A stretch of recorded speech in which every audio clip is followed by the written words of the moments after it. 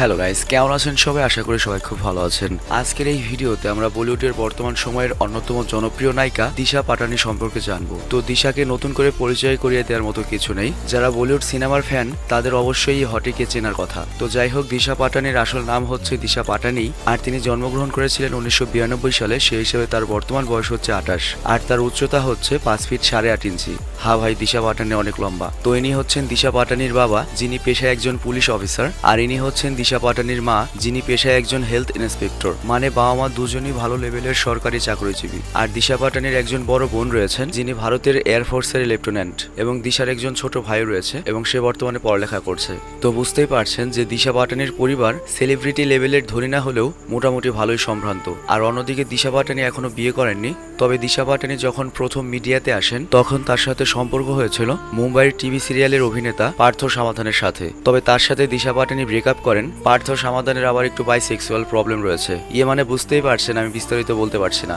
আর এরপর দিশা পাটানির সাথে সম্পর্ক হয় বলিউডের বর্তমান সময়ের সবচেয়ে জনপ্রিয় নায়ক টাইগার শ্রফের সাথে। তবে তারা এখনো অফিসিয়ালি স্বীকার করেননি যে তাদের সম্পর্ক রয়েছে। তারা বলেন তারা খুব ভালো বন্ধু। আর অন্যদিকে দিশা পাটানি 2015 সালে কেরিয়ার শুরু করার পর গত 5 বছরে এ পর্যন্ত সর্বমোট 10টি সিনেমাতে অভিনয় করেছেন, এবং তার প্রায় সব সিনেমাই বিগ বাজেটের এবং হিট সিনেমা। যাই হোক, দিশা পাটানি প্রতিটি সিনেমা করার জন্য এভারেজ 2 থেকে 3 কোটি রুপি চার্জ করেন, এবং প্রতিটি বিজ্ঞাপনে অভিনয়ের জন্য 50 লক্ষ রুপির মতো চার্জ করেন। আর গুগলে পাওয়া তথ্য অনুযায়ী দিশা পাটানি গত 5 বছরের কেরিয়ারে আয় করেছেন $8 মিলিয়ন বা প্রায় 68 কোটি টাকা। তবে আমার মনে হয় এটা অ্যাকুরেট নয়, কারণ দিশা পাটানি যদি প্রতি সিনেমাতে 3 কোটি রুপি চার্জ করেন তাহলে 10টি সিনেমার জন্য সর্বোচ্চ 30 কোটি রুপি, এবং বিজ্ঞাপন ও অন্যান্য সব মিলিয়েও তার 40 থেকে 50 কোটি রুপির উপরে হওয়ার কথা নয়। তবে তারপরেও গত 5 বছরে তিনি যদি 40-50 কোটি রুপি কামিয়ে থাকেন সেটা কিন্তু মোটেও কম নয়, কারণ তাদের সরকারি চাকরিজীবী পরিবার সারা জীবনে হয়তো সর্বোচ্চ 5 কোটি টাকার মালিক হতে পারত, কিন্তু দিশা পাটানি গত 5 বছরে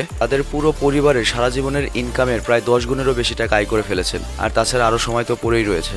আর অন্যদিকে দিশা পাটানির পরিবার ভারতের উত্তরপ্রদেশেই বসবাস করে, কিন্তু সিনেমার জন্য দিশা পাটানিকে মুম্বাইতেই বসবাস করতে হয়। আর তাই তিনি মুম্বাইয়ের মেন পয়েন্টে বাস্তু ভান্দ্রা নামে এই অসাধারণ বহুতল ভবনের 9 তলার ফ্ল্যাটে বসবাস করেন। আর এটি কিন্তু ডাবল ইউনিটের ফ্ল্যাট নয়, প্রতিটি ফ্লোরে মাত্র একটি করে ফ্ল্যাট রয়েছে, এবং মুম্বাইয়ের অন্যতম বিলাসবহুল অ্যাপার্টমেন্ট এটি। এবং ধারণা করা হয় দিশা পাটানি এখানে প্রায় 5 কোটি টাকা দিয়ে একটি ফ্ল্যাট কিনেছেন। আর অন্যদিকে দিশা পাটানির গাড়িগুলো হচ্ছে ল্যান্ড রোভার ভোগ, একটি রেনাল্টের SUV, Mini Cooper, Mercedes Benz C class, এবং একটি অডি A6। আর এবার চলুন খুবই সংক্ষেপে জেনে আসি দিশা পাটানি কিভাবে সিনেমা জগতে আসলেন। তো দিশা পাটানি জন্মগ্রহণ করেছিলেন ভারতের উত্তরপ্রদেশে, যেটা বলিউডের এলাকা মুম্বাই হতে 1300 কিলোমিটার দূরে, মানে ভারতের আরেক প্রান্তে। আর তার উপর দিশা পাটানির পরিবার সম্ভ্রান্ত হলেও কোনোভাবেই তাদের সাথে সিনেমা ইন্ডাস্ট্রিজের কোনো সম্পর্ক ছিল না। তবে দিশা পাটানি যখন স্কুলের পড়া শেষ করে উত্তরপ্রদেশের একটি কলেজে পড়তেন, তখন উত্তরাখণ্ডের একটি মডেলিং কন্টেস্টে পার্টিসিপেট করেন এবং সেই কন্টেস্টে বিজয়ী হন। সেখান থেকেই তিনি এই প্রফেশনে জীবন আরো বড় কিছু করার স্বপ্ন দেখতে শুরু করেন। তো একজন সফল মডেল এবং অভিনেত্রী হওয়ার স্বপ্নে 2011 সালে কলেজের পড়া শেষ না করেই তার বয়স যখন মাত্র 19 বছর, তখন তিনি পরিবার ছেড়ে মুম্বাইতে চলে আসেন। আর মুম্বাইতে এসে সিনেমার জন্য তিনি অনেক অডিশন দিয়েছিলেন, কিন্তু ভারতে দিশার মতো সুন্দরী মেয়ের অভাব নেই, যার জন্য তিনি তেমন সুবিধা করতে পারেননি। আর তাছাড়া ইন্ডাস্ট্রিতে তার কোনো লোকও ছিল না বা পরিচয় ছিল না, যার জন্য তার কোনো গতি হয়নি। কিন্তু তিনি সিনেমাতে চান্স না পেলেও ইন্ডাস্ট্রিজে বিভিন্ন অডিশনে আসা যাওয়ার ফলে তার সাথে কিছু মেয়ে মডেলের পরিচয় হয়, যারা মুম্বাইতে বিভিন্ন বিজ্ঞাপন বা মডেলিং শোতে কাজ করতেন। এর পাশাপাশি সিনেমার চান্স পেতে নিয়মিত অডিশনও দিতেন, এবং দিশা পাটানি তাদের সাথে মুম্বাইয়ের একটি ফ্ল্যাটে ওঠেন। আর দিশার পরিবার মোটামুটি ধনী হলেও মুম্বাইয়ের মডেলদের সাথে ফ্ল্যাটে থাকতে বা সেই পরিবেশে থাকার যে খরচটা হতো, সেই খরচ বহন করতে তার পরিবারকেও হিমশিম খেতে হতো। তবে দিশা পাটানির মডেলদের সাথে পরিচয় হয়ে এবং একসাথে ফ্ল্যাটে উঠে তার অনেক লাভ হয়েছিল, কারণ তাদের সাথে তিনি মুম্বাইয়ের বিভিন্ন ফ্যাশন শোতে অংশগ্রহণ করতে পারতেন, যার ফলে মুম্বাইয়ের থাকা খাওয়া খরচ তার উঠে যেত। এবং মজার ব্যাপার হচ্ছে দিশা পাটানি আজ টাইগার শ্রফের গার্লফ্রেন্ড, কিন্তু টাইগার শ্রফের প্রথম সিনেমা হিরোপন্থীতে অভিনয় করার জন্য তিনি অডিশন দিয়েছিলেন, কিন্তু তখন দিশাকে কেউ পছন্দ করেনি, রিজেক্ট করে দিয়েছিল। যাই হোক, 2011 সালে মুম্বাইতে আসার পর 2014 সাল পর্যন্ত দিশা পাটানি মুম্বাইতে ওই ফ্যাশন শো কিংবা বিভিন্ন ব্র্যান্ডের বা পণ্যের বিজ্ঞাপনে ছবির মডেল হিসেবে কাজ করেছেন।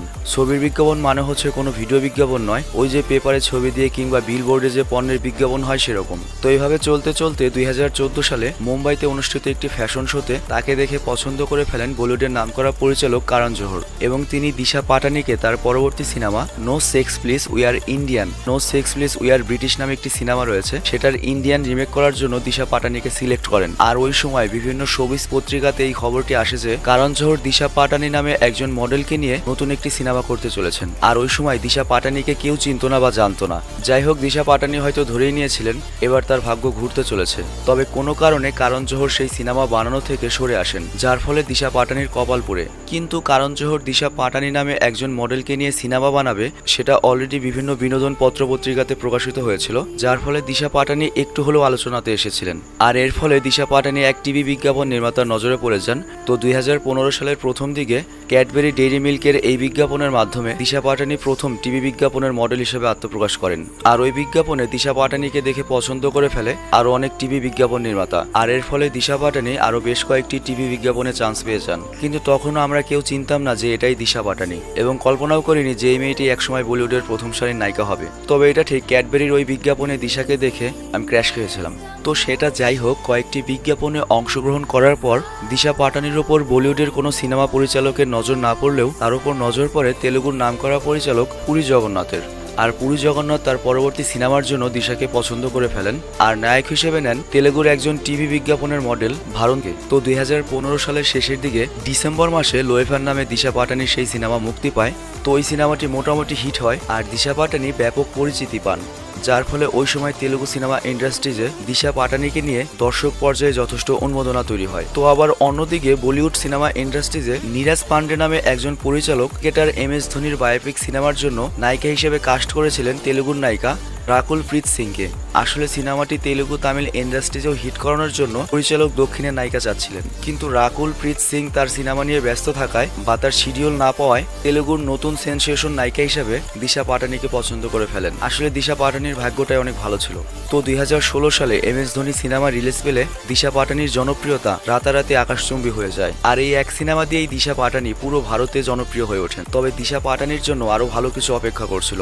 ইন্টারন্যাশনালি জনপ্রিয় অভিনেতা জ্যাকি চ্যান কুংফু ইয়োগা নামে একটি সিনেমা তৈরির প্রজেক্ট হাতে নেন। আর ওই সিনেমাটি যাতে ভারতে ভালো ব্যবসা করে সেজন্য তিনি ভারতের জনপ্রিয় একজন নায়িকা চাচ্ছিলেন। কিন্তু নামি দামি সব নায়িকারা ব্যস্ত থাকাতে জ্যাকি চ্যান দিশা পাটানিকে তার সিনেমাতে অভিনয়ের জন্য সিলেক্ট করেন। আর জ্যাকি চ্যানের সেই সিনেমাটি 2017 সালে মুক্তি পায়, এবং এই সিনেমাটি দিশা পাটানিকে ইন্টারন্যাশনালি পরিচিত করে দেয় এবং দিশা পাটানির ব্র্যান্ডিং বাড়ানোর জন্য ভালো একটা ভূমিকা রাখে। हिंदी चीनी भाई भाई मैं हिंदी चीनी भाई भाई। 2011 সালে উত্তরপ্রদেশ থেকে যে মেয়েটি শূন্য হাতে মুম্বাইতে এসেছিল তার মাত্র 6 বছর পর 2017 সালের মধ্যেই তার তেলুগু, বলিউড এবং চায়না জয় করা শেষ। তো এইভাবেই মাত্র 6 বছরের মধ্যে দিশা পাটানি ভারতের একজন ব্র্যান্ড অভিনেত্রী হয়ে ওঠেন। ও এখানে তো আরেকটি কথা বলা হয়নি, হিরো পান্তিতে অডিশন দিতে গিয়েছিলেন দিশা পাটানি, কিন্তু সেই অডিশন থেকে তাকে রিজেক্ট করে দেওয়া হয়েছিল।